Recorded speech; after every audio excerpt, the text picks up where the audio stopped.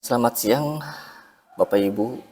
Kita lanjutkan kembali mengenai kepemimpinan sekolah bagian kedua. Nah, kepemimpinan sekolah yang bagian kedua ini kita akan berbicara mengenai model kompetensi. Mudah-mudahan Bapak Ibu sebelum menyimak kepemimpinan sekolah dua ini sudah menyimak kepemimpinan sekolah yang pertama. Karena ini akan saling berkesinambungan.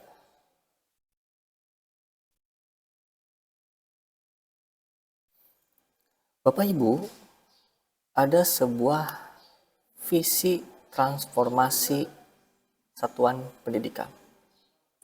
Yang pertama adalah filosofinya bahwa segala sesuatu harus berpusat kepada peserta didik. Kedua, lingkungan belajar yang aman, nyaman, menyenangkan, dan inklusif. Kemudian ketiga, budaya sekolah pun perlu memerlukan refleksi, belajar, berbagi, dan berkolaborasi. Dan yang keempat, hasil belajar murid perlu ada peningkatan secara berkelanjutan. Skema transformasi peran kepala sekolah ada beberapa kriteria Bapak Ibu. Perannya sebelumnya pengelola administrasi, namun kali ini sebagai penggerak. Kemudian fokus layanannya, dulunya melakukan pengelolaan satuan pendidikan untuk memenuhi 8 standar nasional pendidikan. Sekarang, menggerakkan warga sekolah dan masyarakat bersama-sama untuk meningkatkan kualitas pembelajaran melalui peningkatan capaian standar pendidikan yang relevan. Input, proses, output. Kemudian dalam asesmen awal, menganalisa kesenjangan kondisi satuan pendidikan dengan 8 standar pendidikan. Sekarang, melakukan refleksi bersama warga sekolah menggunakan rapor pendidikan sekolah. Ketiga, ada strateginya. Program kerja yang dulunya cenderung terpaku ke dalam 8 standar, sekarang program kerja sesuai kondisi satuan pendidikan dan lingkungan sekitar dan disepakati bersama oleh warga sekolah. Lalu selanjutnya ada luaran. Dulunya laporan administrasi pengelolaan satuan pendidikan. Sekarang laporan capaian program kerja dan evaluasi serta dampaknya terhadap peningkatan kualitas pembelajaran. Dan yang terakhir ada ukuran keberhasilan. Dulu ukurannya 1. Peningkatan nilai ujian standar, nilai absolut. Kedua, pencapaian standar nasional pendidikan atau capaian absolut. Sekarang peningkatan literasi, numerasi, dan karakter peserta didik dari tahun ke tahun, ya, menggunakan delta score. Kedua, peningkatan kualitas pembelajaran juga melalui delta score. Regulasi kepemimpinan sekolah. Kali ini kita perlu mengenal dan mengetahui. Dimulai dari Undang-Undang Dasar 45 Pasal 31 Ayat 3. Kemudian menurun menjadi sebuah undang-undang, yaitu Undang-Undang Nomor 20 Tahun 2003 tentang Sistem Pendidikan Nasional. Kemudian Undang-Undang Nomor 14 Tahun 2005. Lalu PP Nomor 19 Tahun 2005 tentang Standar Nasional Pendidikan. Kemudian PP Nomor 74 Tahun 2008 tentang guru. Dan Permendiknas Nomor 13 Tahun 2007 tentang Standar KS atau M. Dan lanjut yang menjalankannya adalah menggunakan Perdirjen GTK nomor 7327-B-B-HK-03.01.2023 tentang model kompetensi kepala sekolah. Latar belakang lahirnya Perdirjen ini, ya, mengenai model kompetensi kepala sekolah. Yang pertama, guru yang diberi tugas sebagai kepala sekolah harus mampu memimpin dan mengelola sekolah dalam meningkatkan mutu pendidikan melalui transformasi pembelajaran yang berpihak kepada peserta didik. Kedua, model kompetensi kepemimpinan sekolah dalam Peraturan Direktur Jenderal Guru dan Tenaga Pendidikan Nomor 6565-B-2020 tentang model kompetensi dalam pengembangan profesi guru sudah tidak sesuai dengan peran kepala sekolah dalam implementasi kebijakan Merdeka Belajar. Ketiga, Perdijan GTK 7327/2023 tentang model kompetensi kepala sekolah mencabut Perdijen GTK 6565-B/2020 tentang model kompetensi dalam pengembangan profesi guru. Jadi banyak sekali latar belakang Bapak Ibu. Tujuan dari Perdijen GTK ini tentang model kompetensi sekolah. Pertama, media refleksi untuk melakukan pengembangan diri. Kedua, acuan dalam menilai penguasaan kompetensi. Ketiga, acuan untuk proses pengembangan kepala sekolah. Kita akan masuk ke dalam model-modelnya Bapak Ibu. Struktur model kompetensi serta rincian kompetensi dan indikatornya. Ada 9 indikator dan ada 24 sub-indikator. Ada kompetensi kepribadian yang mana di dalamnya kematangan moral, emosi, spiritual dalam berperilaku sesuai dengan kode etik. Pengembangan diri melalui kebiasaan refleksi. Di sini, kedua, orientasi berpusat pada peserta didik. Ada 9 sub-indikator yang dipisah. Kedua, kompetensi sosial. Ada pemberdayaan warga satuan pendidikan untuk meningkatkan kualitas pembelajaran, kolaborasi untuk peningkatan kualitas satuan pendidikan.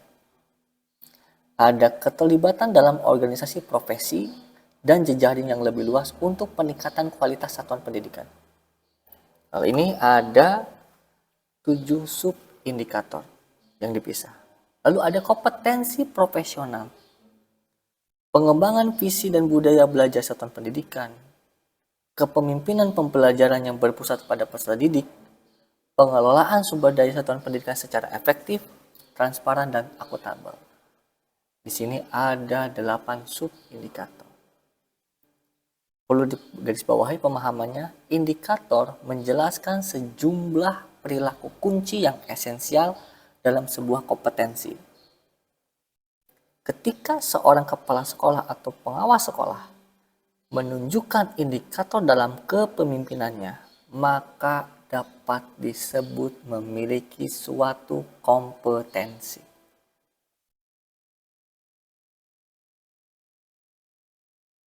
Pertama, kita akan berbicara kompetensi kepribadian, menjadi pembelajar sepanjang hayat. Kompetensi kepribadian ada beberapa indikator dan subindikatornya. Indikatornya kita ambil dengan bahasa 1.1. Berarti kalau 1.1 ini adalah berbicara tentang kompetensi kepribadian. Atau nomor 1 adalah berbicara kompetensi kepribadian. Ada 3 indikator, 1.1, 1.2, 1.3. 1.1 kematangan moral, emosi, dan spiritual dalam berperilaku sesuai dengan kode etik. Subindikatornya berbicara makna, tujuan, pandangan hidup kepemimpinan satuan pendidikan berdasarkan prinsip moral dan keyakinan terhadap Tuhan Yang Maha Esa. Kedua, subindikatornya pengelolaan emosi dalam menjalankan peran sebagai kepala sekolah. Ketiga, penerapan kode etik dalam menjalankan tugas dan peran sebagai kepala sekolah. Kemudian ada indikator yang kedua, 1.2 pengembangan diri melalui kebiasaan refleksi. Subindikatornya 1.2.1 refleksi dan perencanaan kebutuhan pengembangan diri untuk peningkatan kepemimpinan satuan pendidikan yang berpusat kepada peserta didik. Kedua, cara adaptif melakukan pengembangan diri untuk meningkatkan kepemimpinan satuan pendidikan yang berpusat pada peserta didik. Ketiga, penerapan hasil pengembangan diri yang berkelanjutan untuk perbaikan kualitas pendidikan atau kepemimpinan suatu pendidikan. Kemudian indikator yang ketiga, 1.3 orientasi berpusat pada peserta didik. Ada subindikatornya empati terhadap peserta didik dalam pengambilan keputusan.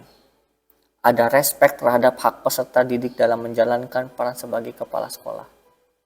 Ada kepedulian terhadap keselamatan dan keamanan peserta didik sebagai individu dan kelompok dalam menjalankan peran sebagai kepala sekolah. Ini baru kompetensi kepribadian Bapak Ibu. Kata kunci pada kompetensi kepribadian ada 3 di sini. Pengelolaan emosi, refleksi, orientasi peserta didik. Masuk seluruhnya menjadi sebuah peningkatan kualitas diri dan muncullah kepemimpinan pendidikan yang lebih baik.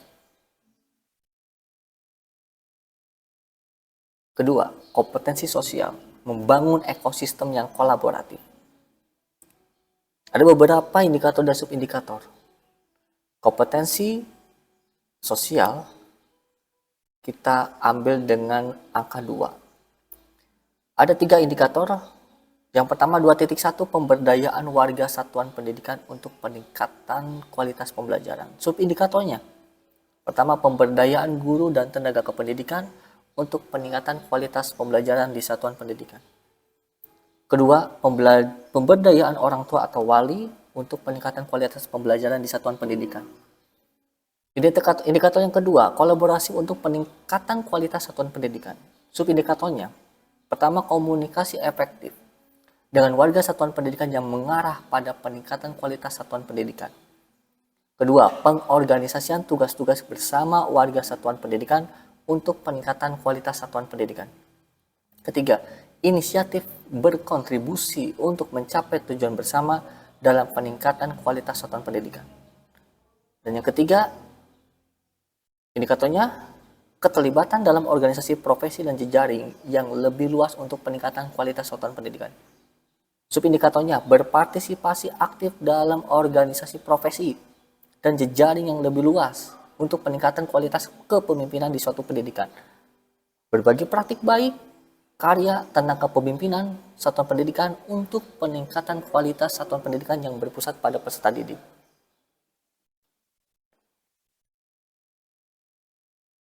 Kata kuncinya dalam kompetensi sosial, ada pemberdayaan warga sekolah, ada kolaborasi, ada organisasi profesi. Masuk ke dalam sebuah ekosistem kolaborasi dan terjadilah lingkungan belajar yang partisipatif. Ketiga, kompetensi profesional, pengetahuan yang berpusat pada peserta didik. Coba kita investigasi Bapak Ibu, mari kita cek bersama apakah item yang ada di dalam nanti masuk ke dalam setuju atau tidak setuju. Setuju atau tidak setujukah Bapak Ibu bahwa kepala sekolah selalu melibatkan guru, komite sekolah, dan siswa untuk menyusun program sekolah? Setuju? Oke. Kedua, kepala sekolah memberikan kesempatan kepada guru untuk menyampaikan pendapatnya dalam rapat penyusunan anggaran. Setuju atau tidak Bapak Ibu? Harusnya setuju sih ya. Ketiga, saya tidak nyaman dengan perubahan dan senang dengan cara lama. Setuju Bapak Ibu? Ada yang setuju, ada yang tidak. Terkadang kita lebih nyaman dengan cara lama. Karena hal-hal yang baru kita belum tentu siap. Ya ada slogan penak zaman kutoh gitu ya. Oke. Kompetensi profesional, indikatornya Bapak Ibu ada 3. Pertama, kita ambil dengan pola 3.1, pengembangan visi dan budaya belajar satuan pendidikan. Subindikatornya banyak Bapak Ibu. Pertama, kepemimpinan satuan pendidikan dalam mewujudkan visi yang berpusat pada peserta didik dengan melibatkan warga satuan pendidikan.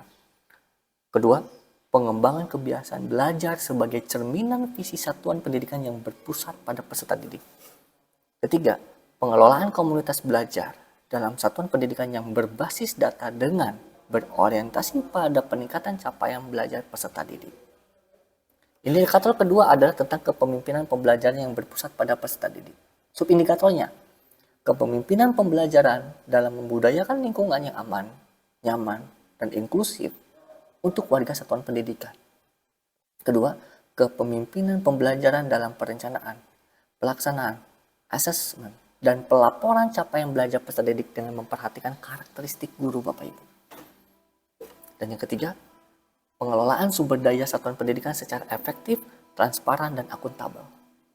Subindikatornya penelusuran sumber daya satuan pendidikan yang berasal dari berbagai sumber untuk merencanakan dan pelaksanaan program.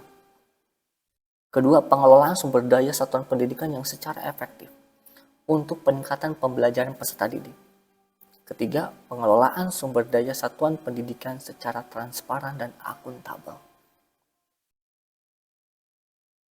Coba kita ambil contoh ada sebuah praktik baik kepala sekolah. Skenario-nya. Pak Agung adalah seorang kepala sekolah.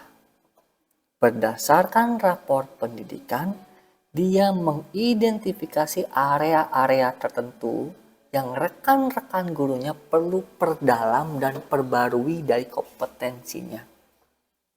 Memahami bahwa teknologi dapat memperkaya pengalaman belajar peserta didik, Pak Agung menentukan penerapan teknologi dalam pembelajaran sebagai fokus utama dalam pembelajaran.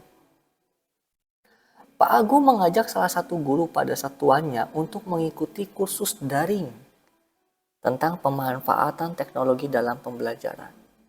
Pak Agung mendorong guru tersebut untuk berbagi pengalaman dari kursus daring kepada rekan-rekan guru yang lain. Pak Agung mengajak guru-guru memanfaatkan teknologi dalam pembelajaran menggunakan sumber daya yang sudah dimiliki oleh satuan pendidikan. Ini skenarionya Bapak Ibu. Subindikator mana yang relevan yang telah dilakukan oleh Pak Agung? Apakah, coba kalau kita lihat ya bahasanya tadi, kita kembali lagi Bapak Ibu ini. Kira-kira subindikator mana dari skenario praktik baik ini yang menurut Bapak Ibu masuk? Nah ini, silakan coba. Apakah di subindikator 3.1? Apakah masuk ke dalam subindikator 3.2? Atau masuk ke dalam subindikator 3.3? Oke, kita lihat. Jawabannya adalah, mudah-mudahan Anda sudah menjawab, subindikator mana yang relevan yang telah dilakukan oleh Pak Agung? Jawabannya adalah 3.2.2, kepemimpinan pembelajaran dalam perencanaan, pelaksanaan, asesmen, dan pelaporan capaian belajar peserta didik dengan memperhatikan karakteristik guru. 3.1.3, pengelolaan komunitas belajar dalam satuan pendidikan yang berbasis data dengan berorientasi pada peningkatan capaian belajar peserta didik.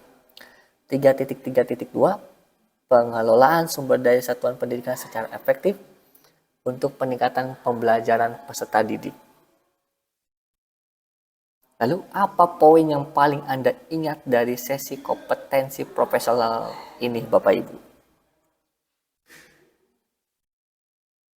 Bapak Ibu boleh mencernanya, boleh menganalisanya, apa poin penting. Coba kita bersama-sama ya Bapak Ibu ya.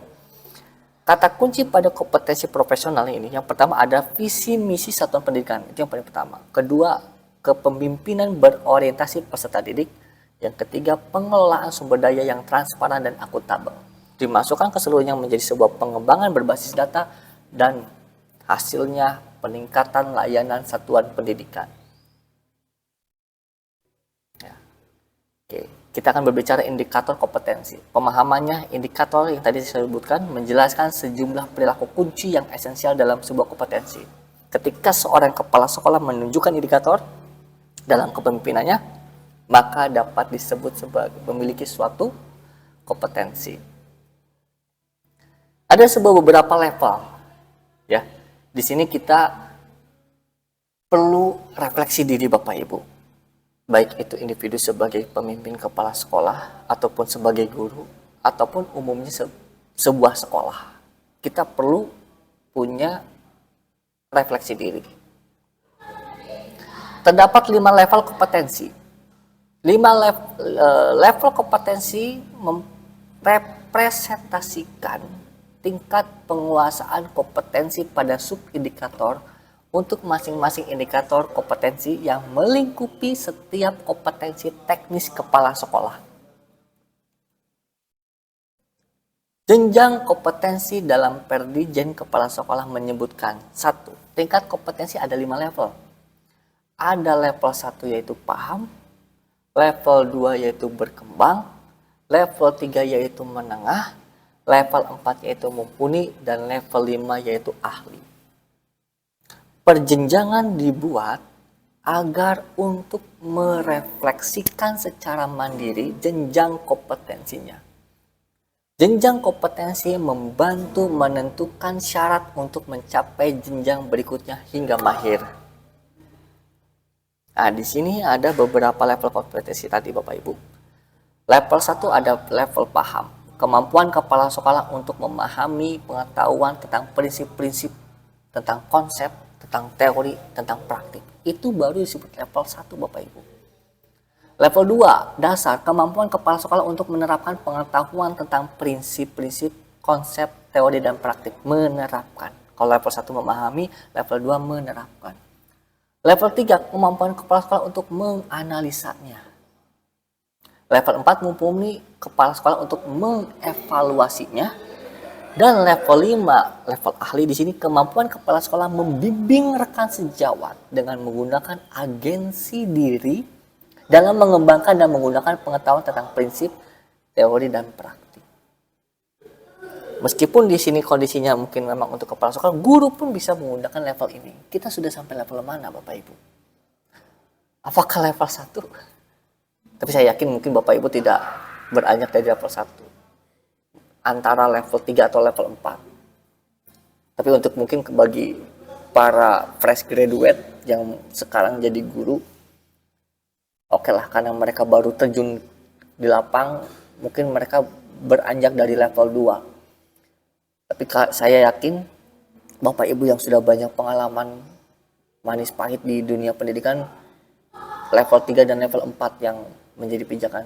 Tinggal bagaimana kita menjadi seorang yang sampai level ahli. Level kompetensi merepresentasikan tingkat penguasaan kompetensi pada subindikator yang masing-masing indikator kompetensi yang melingkupi setiap kompetensi teknis kepala sekolah. Ya, yang tadi saya sebutkan tadi. Jadi sebetulnya ini bukan hanya untuk kepala sekolah, ini juga bisa digunakan untuk kita sebagai guru. Tidak salahnya, mudah-mudahan nanti di antara Bapak Ibu atau mungkin saya ke depannya bisa menjadi kepala sekolah. Contoh nih, analisa jenjang kompetensi profesional kepala sekolah. Nah, kita lihat ada beberapa indikator kompetensi yang tadi. Ya, silakan Bapak Ibu bisa disimak di sini. Ya, contoh analisanya. Ketika misalnya kita ambil satu, ketika kita mengambil indikator kompetensi pengembangan visi dan budaya belajar satuan pendidikan. Level kompetensinya ada 5, disebut level 1 apabila baru memahami konsep pengembangan visi dan budaya satuan pendidikan. Level 2 masuk ke menerapkan. Level 3 masuk ke menganalisa. Level 4 masuk ke mengevaluasi. Dan level 5 membimbing rekan sejawat. Hal ini pun berlaku untuk indikator yang lain. Jadi level 1 itu adalah memahami. Level 2 menerapkan. Level 3 menganalisa. Level 4 mengevaluasi, dan level 5 sudah ahli, bagaimana kita sudah bisa membimbing rekan sejawat kita. Itu patokannya Bapak Ibu. Ini juga sama. Ya, ini contoh-contoh analisa bagaimana kita merefleksikan diri kita sudah sampai level mana kalau melihat kepada sebuah indikator. Jadi ini indikator pengembangan visi, ini indikator tentang kepemimpinan belajar yang berpusat pada peserta didik, ya. Kemudian yang ketiga, pengelolaan sumber daya satuan pendidikan secara efektif, transparan, dan akuntabel. Kita perlu refleksikan kita sudah sampai level mana Bapak Ibu.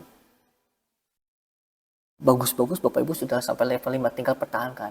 Kalau belum sampai level 5, yuk kita tingkatkan bareng-bareng Bapak Ibu level kita. Profil sasaran program sekolah penggerak Bapak Ibu yang perlu Bapak Ibu ketahui. Yang pertama, kompetensinya penerapan kurikulum merdeka.